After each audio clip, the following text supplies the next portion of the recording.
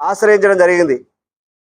అయితే తాళ్లపల్లి వీరయ్య గారి ఆస్తిని రాంపురం శివప్రసాద్ అనేటువంటి వాళ్ళ బ్రదర్సు దానికి పబ్బతి వేన్ అనే వ్యక్తి కన్స్ట్రక్షన్ చేస్తా ఉన్నాడు పిఏవి గ్రూప్ తరఫున అని మేము పోయి అక్కడ పరిశీలన చేయడం జరిగింది. వాస్తవంగా తాళ్లపల్లి వీరయ్యకి ఎట్లా ఆస్తి వచ్చింది, తాళ్లపల్లి వీరయ్యకి సంబంధించి ఏం జరిగింది అనేటువంటిది విచారించాల్సినటువంటి అవసరం కూడా ఉంది. ఈరోజు పక్కా మా దగ్గర ఆధారాలు ఉన్నాయి. ఆ ఆస్తిని 1977లో ఫోర్జరీ సంతకాలతో అన్యాయం చేశారు. ఫోర్జరీ సంతకాలతోనే ఈరోజు తాళ్లపల్లి వీరయ్య కుటుంబానికి బలవంతంగా గుంజుకొని కడుతున్నారనే దాంట్లో మా దగ్గర పక్కా ఆర్డర్స్ ఉన్నాయి, కోర్టు ఆధారాలు కూడా ఉన్నాయి. ఆ ఆధారాలని కూడా మేము డాక్యుమెంట్ నెంబర్తో సహా మా దగ్గర ఉన్నటువంటి ఉన్నాయి. ఈరోజు తాళ్లపల్లి వీరయ్య గారికి ఎట్లా ఆస్తి వచ్చింది, అది తాళ్లపల్లి వీరయ్య గారికి ఆస్తికి పూర్వీకులు ఎవరు, వాళ్ళ నుంచి వాళ్ళకి ఎట్లొచ్చిందనే లింకు డాక్యుమెంట్తో సహా మా దగ్గర ఖచ్చితమైనటువంటి ఆధారాలతో ఉన్నాయి. కాబట్టే సిపిఐగా మేము ఆరోపణలు చేశాం. ఈరోజు కమ్యూనిస్ట్ పార్టీ వాళ్ళ మీద కల్తీ కమ్యూనిస్టులు లేదా కల్తీ అని పబ్బతి వేణు మాట్లాడినాడు. లేదంటే బాబా ఫక్రుద్దీన్ అనే వ్యక్తి ఏదో మేము మమ్మల్ని డబ్బుల కోసం చందాల కోసం ఇచ్చారు, మేము చందాల కోసమే మేము ఎప్పుడు కూడా అట్లాంటి ఆరోపణలు చేస్తాం. స్వతంత్ర యోధుడు కుటుంబాన్ని అన్యాయం చేస్తున్నారు కాబట్టి మరొక స్వతంత్ర యోధుడు ఉద్యమ బిల్డింగ్ కాబట్టి అందరికి కూడా మేము అప్పీల్ చేసాం. అందులో ఆయన కూడా ఉంటున్నాడు. మేమైతే ఆయన ముఖం కూడా చూడలేదు. వాస్తవంగా ఆయన ఎవరు కూడా మాకు తెలియదు. కానీ కమ్యూనిస్టులను అవమానించడం అంటే ప్రజా ఉద్యమాలను అవమానించడమే. ఈరోజు కాసుల కోసం కల్తీ వ్యాపారాలు చేసి కమ్యూనిస్ట్ పార్టీ నిర్ణయాలను తప్పుపట్టేవారు కల్తీ అని ముద్ర వేయడానికి ప్రయత్నం చేస్తా ఉన్నారు. సిపిఐ నిర్మించింది దీన్ని సిపిఐ 100 ఏళ్ల చరిత్ర ఉంది. ఈరోజు ఈ పార్టీ నిర్మించింది రైతు కూలీ పోరాటాలు, భూ హక్కుల ఉద్యమాలు, వివక్ష వ్యతిరేక పోరాటాలు. అటువంటి పార్టీని వ్యక్తిగత కారణాలతో నిందలు వేయడం అనేటువంటిది ఫస్ట్ ఆయన మానుకోవాలి. ప్రజల హక్కుల కోసం పోరాటం చేస్తున్నటువంటిది సిపిఐ. అదేవిధంగా ఈరోజు అలాంటి ఉద్యమాలు నడిపినటువంటి వాళ్ళు కాసుల కోసం ఉద్యమాలకు ఒత్తిడిలతో దుష్ప్రచారం చేస్తా ఉన్నారు. ఈరోజు సిపిఐ ఇక్కడ ఈ నంద్యాల టౌన్లో ఇలాంటి అన్యాయాలు అక్రమాలను ప్రశ్నిస్తుంది కాబట్టి సిపిఐ మీద ఇలాంటి తప్పుడు ఆరోపణలు చేస్తా ఉన్నాడు. ఫస్ట్ అది మానుకోవాలి. అతని విజ్ఞతకి మేము వదిలేస్తా ఉన్నాం. ఈరోజు ప్రజా పోరాటాలను మస్కపరచడానికి సిపిఐని నిందలు వేయడానికి అసత్య ప్రచారాలను చేస్తే ఇక్కడ ఎవరు కూడా భయపడేటువంటి వాళ్ళు లేరు. మేము సిబిఐడికి సిద్ధం నేనే వేపిస్తానన్నాడు. అసలు సిబిసిఐడికి ఆయన వేయించేది ఏంది? కోర్టులో ఉంది. కోర్టులో ఉన్నటువంటి ఆర్డర్ని కోర్టు కట్టకూడదు, బాలకొండ హాల్ని కట్టకూడదని స్పష్టంగా కోర్టు తీర్పిచ్చింది, స్టేటస్కో ఇచ్చింది. Status quo order number 39 rule number 1-2 ప్రకారం కట్టకూడదని చెప్పేసి స్పష్టంగా ఆర్డర్ కాపీని కూడా ఇవ్వడం జరిగింది. ఈ ఆర్డర్ కాపీ మీ అందరికి కూడా పంపడం జరిగింది. ఈ స్టేటస్కోని 3 నెలల స్టేటస్కో 6 నెలల స్టేటస్కో కూడా ఇవ్వచ్చు, కానీ ఇది పర్మనెంట్ స్టేటస్కో ఇచ్చింది. ఈ స్టేటస్కోను చేస్తూ సుప్రీంకోర్టు ఆర్డర్స్ కూడా కంటిన్యూషన్ చేసినటువంటి కలతాలు ఉన్నాయి. ఈరోజు తాళ్లపల్లి వీరయ్య ఒక స్వతంత్ర సమరయోధుడు కుటుంబం, మార్కెట్ యార్డ్ చైర్మన్గా, మున్సిపల్ కౌన్సిలర్గా, ఈరోజు ఆర్యవైశ్యంలోనే ఒక మంచి పేరున్నటువంటి వ్యక్తి. 2019లో కరోనా సమయంలో ఆయన చనిపోతే ఆయన ఆస్తిని ఈరోజు రాంపురం శివప్రసాద్ పేరు మీద బినామీ పబ్బతి వేణు బినామీలు వీళ్ళంతా. ఆయన రాంపురం శివప్రసాద్ మీకు అందరికి తెలుసలేదు, ఆయన గతంలోనే 2010లో ఐపీ పెట్టాడు. ఐపీ జడ్జిమెంట్ కూడా మా దగ్గర ఉంది. ఎవరైతే ఆరోపణ చేశాడో ఇది మాకు చట్ట ప్రకారం వచ్చిందని చెప్పి ఆ చట్ట ప్రకారం వచ్చిన వ్యక్తి కూడా మా దగ్గర ఆధారాలు ఉన్నాయి. ఈరోజు తాళ్లపల్లి వీరయ్య నుంచి ఈరోజు లింక్ డాక్యుమెంట్స్ మా దగ్గర స్పష్టంగా ఉన్నాయి. ఈరోజు తాళ్లపల్లి వీరయ్యకి ఎట్లా వచ్చింది? తాళ్లపల్లి వీరయ్యకి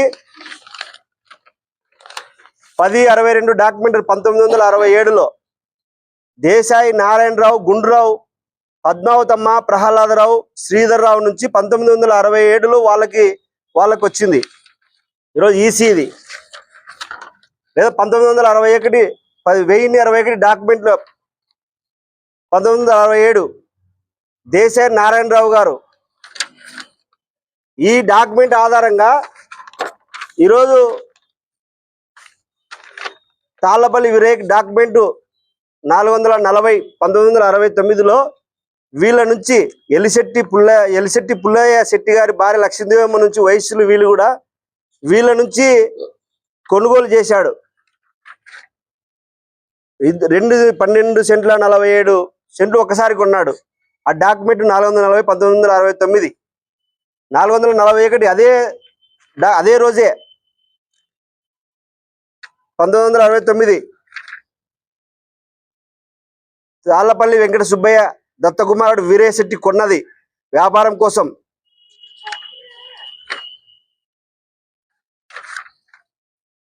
ఎలిశెట్టి పుల్లయ్య సేమ్ వీళ్ళకి లాల్వాన్ జగన్ లాల్ చెవురోలు అనేటువంటి వాళ్ళకి వీళ్ళకి అమ్మేయారు. వీళ్ళ నుంచి వీళ్ళకి వచ్చింది. అదేవిధంగా ఇంకొక డాక్యుమెంటు 33/77 1976లో ఇంకొక ప్రాపర్టీ ఇదే తాళ్లపల్లి వీరయ్యనే కొన్నాడు.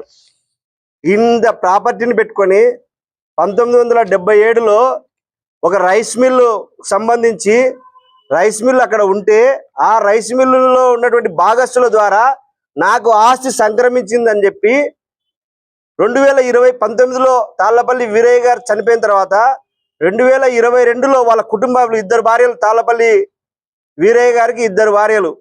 మొదటి భార్య కుమారుడు కొడుకు, రెండో భార్యకు ఒక కుమారుడు, 7 మంది కూతుర్లు. 2 కుమారులు కూడా చనిపోయినారు.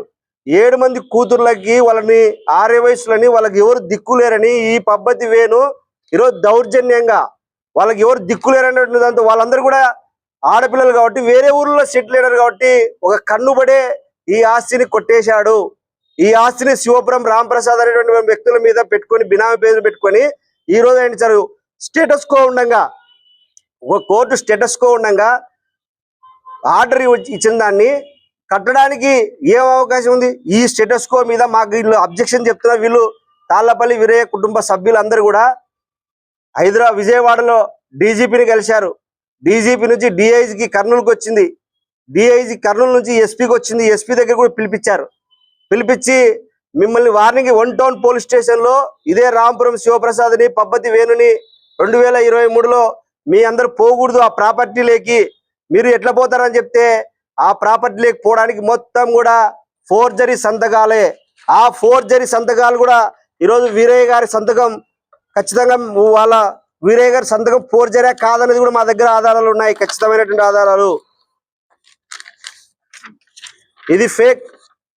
వాళ్ళ దగ్గర ఉన్నటువంటి సంతకం ఇది ఫేక్. ఒరిజినల్ సంతకం ఇది. వీరయ్య గారి ఒరిజినల్ సంతకం ఇది. వీరయ్య గారితో పెట్టినటువంటి సంతకాలు ఇవి. దానికి 2023 మున్సిపల్ అప్రూవల్ వచ్చిందని చెప్పి మొత్తం ఇలాంటి ఒక ఫేక్ ఇంజనీర్ సి సుధీర్ అనేటువంటి ఇంజనీర్ ద్వారా మున్సిపాలిటీలో అప్రూవల్ చేయించారు. ఇది సిబిసిఐడి విచారణ జరిపించాలా. ఈరోజు మేము కోరుతా ఉన్నాం, నిజంగా ఆయన వేయించే ప్రభుత్వంతో ఇలాంటి వ్యక్తుల్ని మంత్రి గారు పక్కన పెట్టుకొని ఫేక్ వే చేసే వాళ్ళని మేము ఆర్య వయసులకు మేము వ్యతిరేకం కాదు. సిపిఐగా మేము వాళ్ళని గౌరవిస్తాం. మేము పోరాటం చేసింది కూడా ఆర్య వయసుని నష్టం చేసినాడు కాబట్టి మేము పోరాటం చేస్తా ఉన్నాం. ఈరోజు మేము పోరాటం చేసే దాంట్లో జినేన్గా ఉందంటే సిబిసిఐడికి మేమే కంప్లైంట్ చేస్తాం. 1 టౌన్ పోలీస్ స్టేషన్లో కంప్లైంట్ చేస్తాం, సిబిసిఐడికి కంప్లైంట్ చేస్తాం. అవసరమైతే ఇదే ఆధారాలు ఎన్ఐఏకి ఇచ్చి కూడా మేము ఎంక్వైరీ చేస్తాం. ఈ రోజు కూడా కరెక్ట్ 11:40కి వాయిదా కూడా ఈరోజు ఉంది.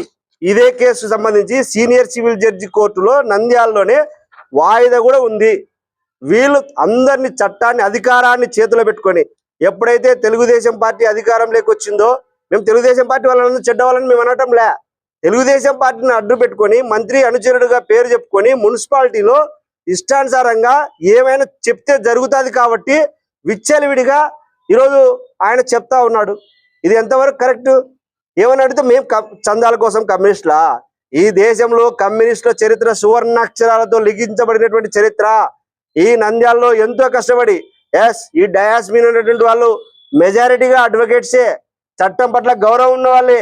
ఒక వ్యక్తి పట్ల మేము మా వ్యక్తిగత లైఫ్ సాక్రిఫైస్ చేసి ఏదో సమాజానికి మేలు చేయాలనేటువంటి ఒక తలంపుతో కమ్యూనిస్ట్ పార్టీలో పనిచేస్తా ఉన్నాం. ఇలాంటి కమ్యూనిస్ట్ పార్టీలో పనిచేసేటువంటి సమయంలో వ్యక్తుల పట్ల ఇట్లాంటి వ్యక్తిగత దూషణలు కాదు. మేము చెప్తా ఉన్నాం, నువ్వు కాసుల కోసం కక్కుర్తిపడి వాళ్ళ కోసం ఏరుకొందినటువంటి వ్యక్తివి, కాసుల కల్తీ వేణువి నువ్వు, మేము కాదు. ప్రజానికానికి తెలుసు కమ్యూనిస్ట్ పార్టీ ఉంది నంద్యాల టౌన్ లో. ప్రజానికానికి నంద్యాల జిల్లా ప్రజానికానికి కమ్యూనిస్టు పేద తాడిత పీడిత వర్గాల కోసం, అణగారిన వర్గాల కోసం, దళిత గిరిజన వర్గాల కోసం అల్లు పేరుగని 100 సంవత్సరాల సుదీర్ఘ కమ్యూనిస్ట్ పార్టీ చరిత్రని ఒక్క సెంటెన్స్ తో పోగొట్టాలని పబ్బతి వేణు ఒకసారి నీ విజ్ఞతకే వదిలేస్తున్నాం. కమ్యూనిస్టు పార్టీలను ఆత్మవిమర్శ చేసుకో. ఒకసారి విమర్శించే ముందు నీ స్థాయిని చూసి విమర్శించు. నీ స్థాయి మరిచి విమర్శిస్తే తగినటువంటి మూల్యం చెల్లించకూడదు. ఈరోజు ఇలాంటి ఆధారాలు ఉన్నాయి కాబట్టి మేము అపార్ట్మెంట్ కొనే వాళ్ళకు కూడా చెప్తా ఉన్నాం. దయచేసి అందరు కూడా ఇప్పటికే ఈ అపార్ట్మెంట్ లోనే 3 రిజిస్ట్రేషన్ చేయించాడు పబ్బతి వేణు గారు. కోర్టులో లిటిగేషన్ ఉన్నటువంటి ప్రాపర్టీని రిజిస్టర్ చేయించడానికి అధికారం ఏముంది? ఈరోజు ఎవరు గవర్నమెంట్ అధికారాలు అడ్డుకోలేకపోతున్నారు. ఈ అధికారాలలో ఈ డాక్యుమెంట్స్ మీద, ఈ ఒరిజినల్ డాక్యుమెంట్స్ మీద పబ్బతి వేణుకు సంబంధించినటువంటి ఏవైతే ఆయనకు 1977లో శివప్రసాద్ కొన్నాడని చెప్తున్నాడో ఆ డాక్యుమెంట్స్ ఫోర్జరీవే కాదని చెప్పేసి ఆల్రెడీ రిజిస్టర్ ఆఫీసు ఐజీ గారిని కూడా కలిశారు. ఐజీ ఎంక్వైరీ చేసి స్పష్టంగా ఈ ఫోర్జరీ అని చెప్పి కూడా సర్టిఫికేట్ ఇవ్వడం జరిగింది. ఈరోజు అది లేట్ అవుతుంది, అవన్నీ బయటపడతాయని చెప్పి ఇదే శివపురం రాంప్రసాద్ అనే వ్యక్తి నాకు బోన్ క్యాన్సర్ ఉంది, దీన్ని త్వరగా తేల్చండి అని చెప్పేసి క్యాన్సర్ సర్టిఫికేట్ కూడా ఫేక్ సర్టిఫికేట్ ని కోర్టులో ప్రొడ్యూస్ చేశాడు. ఆ ఫేక్ సర్టిఫికేట్ కూడా మా దగ్గర ఉంది. ఈరోజు ఆ కోర్టులో కూడా ఫేక్ సర్టిఫికేట్ ని అంటే డాక్టర్స్ ని వ్యవస్థల్ని ఉంది. అదేవిధంగా కోర్టుకు సంబంధించి ఈరోజు కోర్టు వేసింది, ఈ కోర్టులో పెండింగ్ ఉండగా మున్సిపాలిటీ నంద్యాల మున్సిపాలిటీ వాళ్ళు అప్రూవల్ ఇస్తారు. ఒకసారి చూడండి, ఒకసారి నంద్యాల మున్సిపాలిటీ చరిత్రని వాళ్ళు ఏ విధంగా ఉందో ఒక్కసారి చూడండి. దీని మీద కూడా అప్రూవల్ చేసింది. దీన్ని కర్నూలు అర్బన్ డెవలప్మెంట్ అథారిటీ వాళ్ళు కూడా దీన్ని అప్రూవల్ చేశారంటే కేవలం ఫోర్జరీలతో మేము ఏం సర్టిఫికేట్ ఇచ్చినా చేయొచ్చు అనేటువంటిది చేయొచ్చు. ఒకవేళ మేము